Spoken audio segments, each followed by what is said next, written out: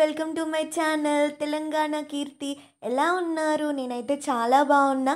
మీరందరూ కూడా బాగుండాలని మనస్ఫూర్తిగా కోరుకుంటున్నా. ఇవాళ రెసిపీ ఏంటి అనుకుంటున్నారా? ఇక ఈ రెసిపీకి అయితే మీ ఇష్టం, మీరు ఏ పేరైనా పెట్టేయండి, నో అబ్జెక్షన్ అనమాట.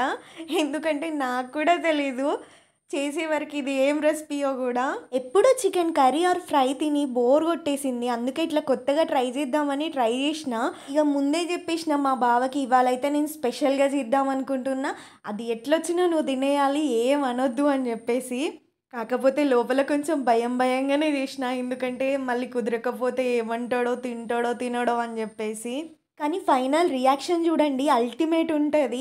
ఇక కొత్తగా చూసేవాళ్ళు ఛానల్ని సబ్స్క్రైబ్ చేసుకోండి, లైక్ చేయండి, షేర్ చేయండి, ఎలా ఉందో కామెంట్ చేయండి. ఇక ముచ్చట పెట్టింది చాలు కానీ రెసిపీ చూపి అంటారేమో, ఏం లేదు. ఫస్ట్ అయితే కొంచెం ఆయిల్ వేసుకొని చికెన్ వేసుకోవాలి. చికెన్ ఆల్రెడీ మంచిగా నీట్గా వాష్ చేసి పెట్టుకున్నదే.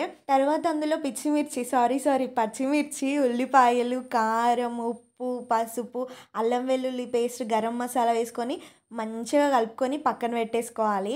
దాన్ని తీసుకుపోయి అట్లనే స్టవ్ మీద పెట్టేయాలన్నమాట, స్టవ్ ఆన్ చేసి. ఇక దీన్ని మంచిగా సిమ్లో పెట్టి కుక్ అవ్వనివ్వాలన్నమాట. తరువాత ఇప్పుడు మళ్ళీ ఒక గిన్నె పెట్టుకొని అందులో కొంచెం ఆయిల్ వేసుకోవాలి. ఇది రైస్ కోసం అన్నమాట. కొంచెం మిరియాలు, దాల్చిన చెక్క, లవంగాలు, ఒక ఇలాచి, 2 బగారా ఆకులు వేసుకొని కొంచెం మంచిగా ఫ్రై చేసుకోవాలి. ఇవన్నీ మంచిగా ఫ్రై అయిన తర్వాత ఇందులోనే ఉల్లిపాయ ముక్కలు వేసుకోవాలన్నమాట.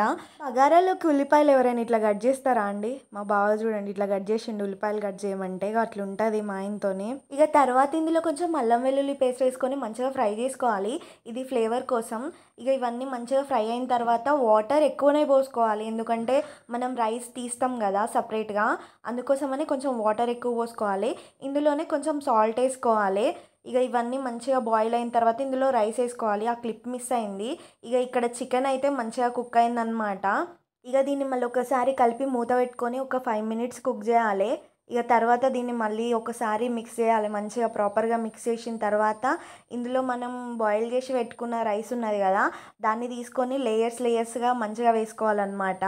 ఇక్కడ రైస్ ఒక 80% కుక్ అయితే సరిపోతుంది, ఎందుకంటే మనం ఇది దమ్ పెడతాం కదా, ఇక మంచిగా కుక్ అవుతుంది అనమాట.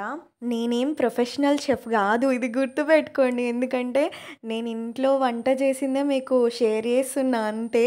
ఇక్కడ కొత్తిమీర, పుదీనా కూడా లేదు, ఎందుకంటే మర్చిపోయింది అనమాట మా బావ తీసుకొని రావడము. ఇంట్లో ఉన్నాయనుకున్నాడంట. ఇక మళ్ళీ ఏం పోతావులే, వద్దులే, అట్లా మేనేజ్ చేద్దామని చెప్పేసిన. మళ్ళీ మీరు కామెంట్ పెట్టకండి కొత్తిమీర వేయలేదు, పుదీనా వేయలేదు అని చెప్పేసి. మధ్యతరగతి జీవితాలు కదండి, ఉన్న వాటితోనే సర్దుకుపోవాలి కదా.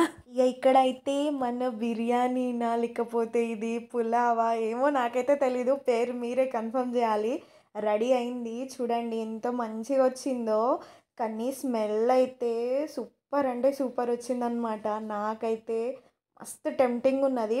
మీకు ఎలా అనిపించిందో కామెంట్ చేయండి, వీడియో నచ్చితే లైక్ చేయండి, నా ఛానల్ని సబ్స్క్రైబ్ చేసుకోండి. ఇక ఇప్పుడు టేస్టింగ్ టైం అనమాట. ఇక పెట్టేసుకుంటా, నాకైతే ఎప్పుడెప్పుడు తినాలా అని ఉంది, ఆత్రం ఆగదనమాట మనకి. ఇక మా బావని అడిగితే ఎట్లున్నది అనేసి. చూడండి రియాక్షన్ బాగుంటుంది. బాగుందా? మా బావకి అయితే మస్తు నచ్చింది, మంచిగా కడుపు నిండా తిన్నాడు. నేను ఫుల్ హ్యాపీ. వీడియో చివరి వరకు చూసినందుకు థ్యాంక్ యూ.